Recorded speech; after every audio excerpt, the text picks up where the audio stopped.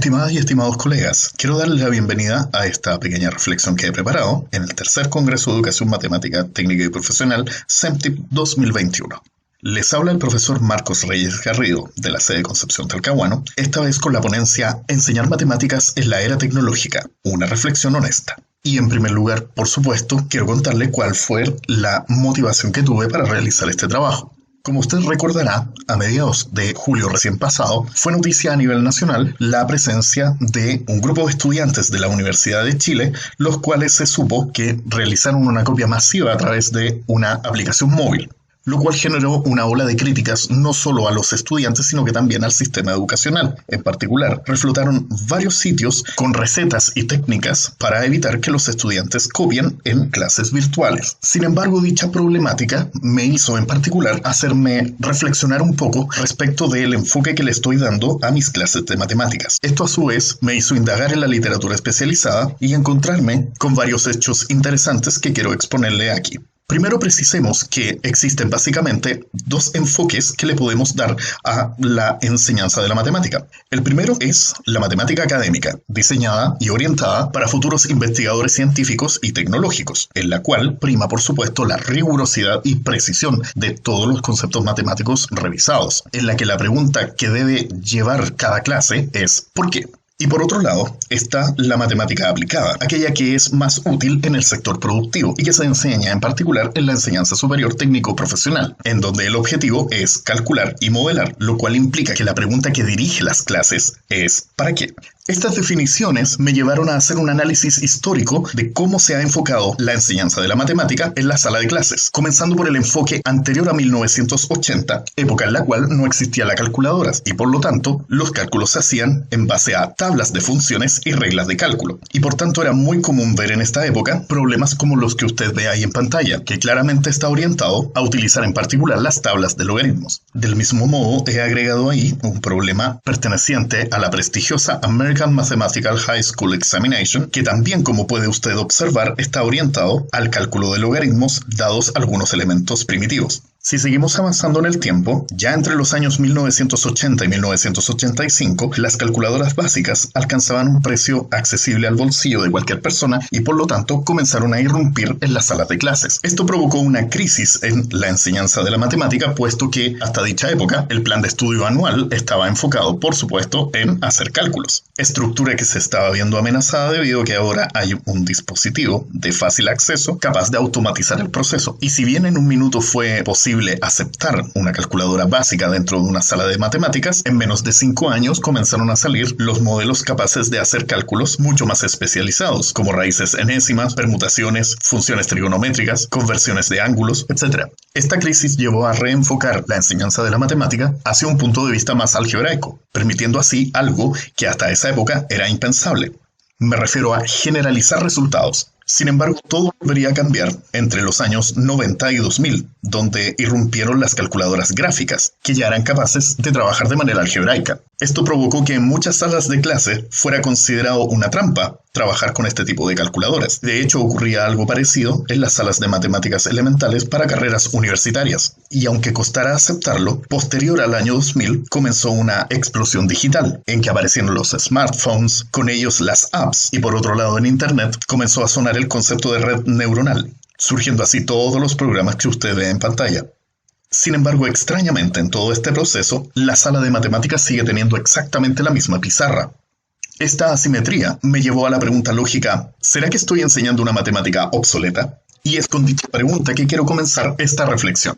Como ya se expuso anteriormente, las matemáticas aplicadas tienen como objetivo calcular y modelar, y es pensando en ello que uno las enseña. Sin embargo, ahora eso lo hace un software, entonces ya no puedo enfocarme solo en enseñar aquello, sino que ahora podría agregar un nuevo objetivo como es la aplicación. Pero pasa que la noción de problema aplicado que tenemos es aún un poco primitiva, y como ejemplo le traigo este problema de la Olimpiada Nacional de Matemáticas peruana, en el cual el esfuerzo que se ha hecho por darle un contexto queda resumido al nombre propio del principio del problema.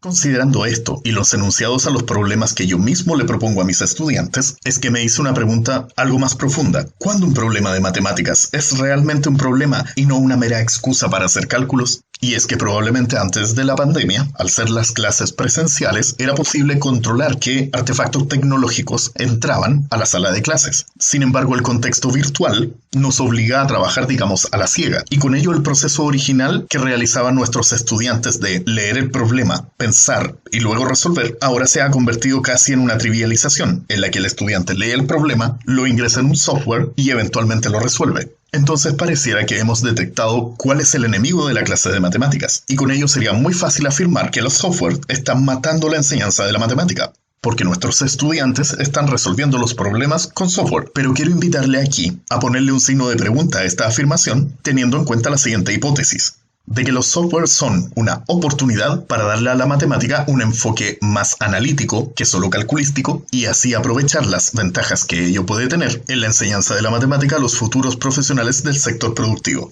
A continuación quiero compartirle algunos software que he construido sobre la base de GeoGebra y que podrían llegar a servir como un indicio de los beneficios de incluirlos dentro de las clases. En primer lugar, quiero mostrarle este software que sirve para estadística y que tiene la potencialidad de analizar datos univariados. Como usted puede observar, en la casilla de entrada le ingresamos simplemente los datos de manera separada y acá tiene varias opciones que el estudiante puede ir revisando.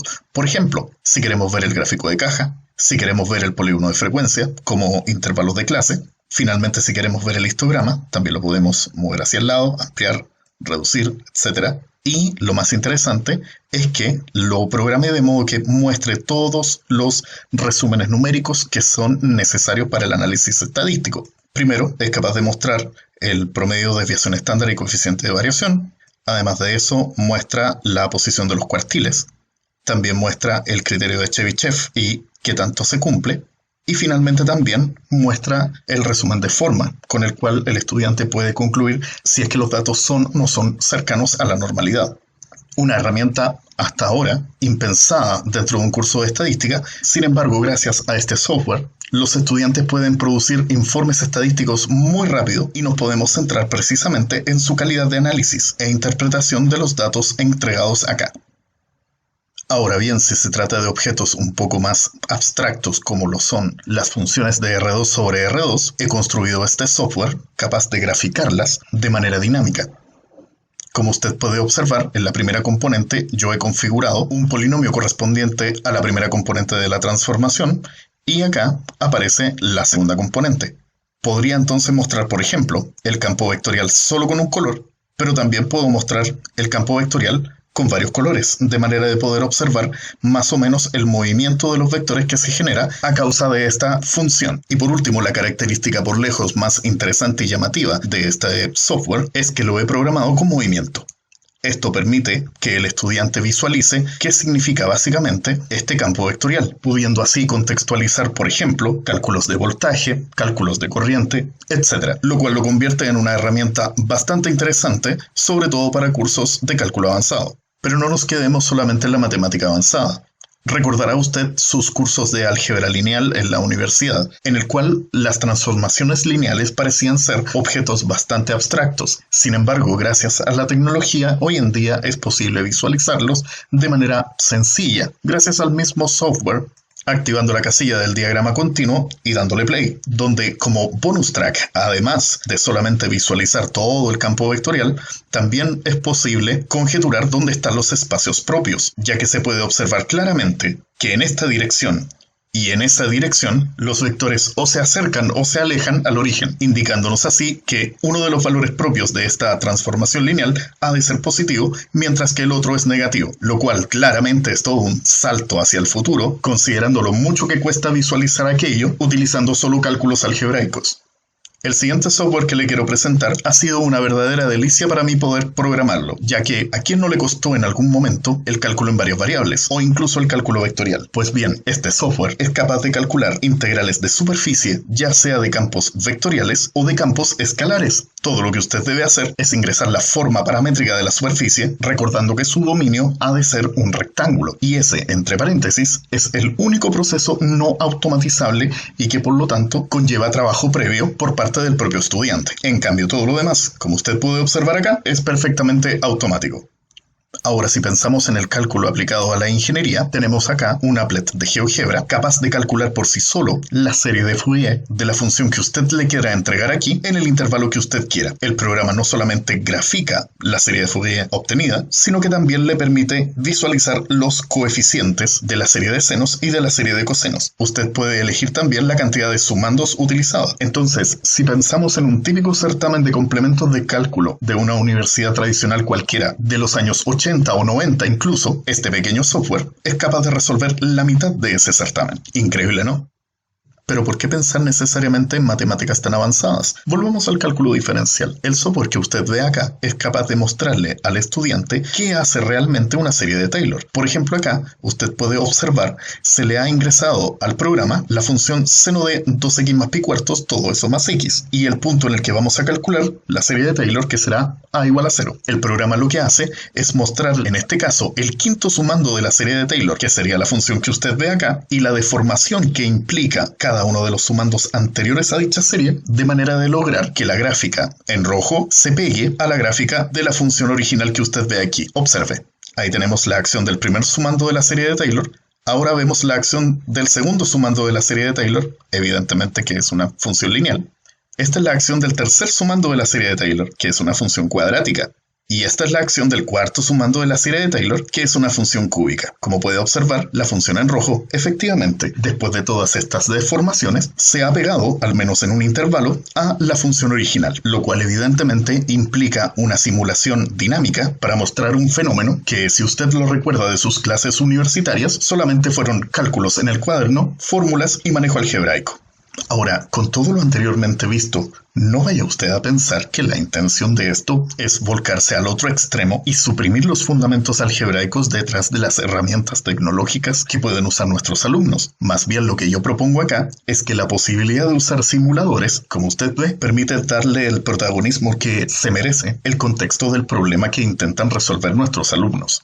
A la luz de esta breve reflexión y considerando la exhibición de simuladores y calculadoras que acabamos de ver, podríamos concluir 3 puntos importantes para resignificar la enseñanza de la matemática. Y ellos son, primero, que para reconciliar la enseñanza de la matemática y el uso de la tecnología, es necesario enfocarla en la resolución de problemas realistas, pues es justo este tipo de problemas el que normalmente no requiere una solución automática, sino que más bien razonada.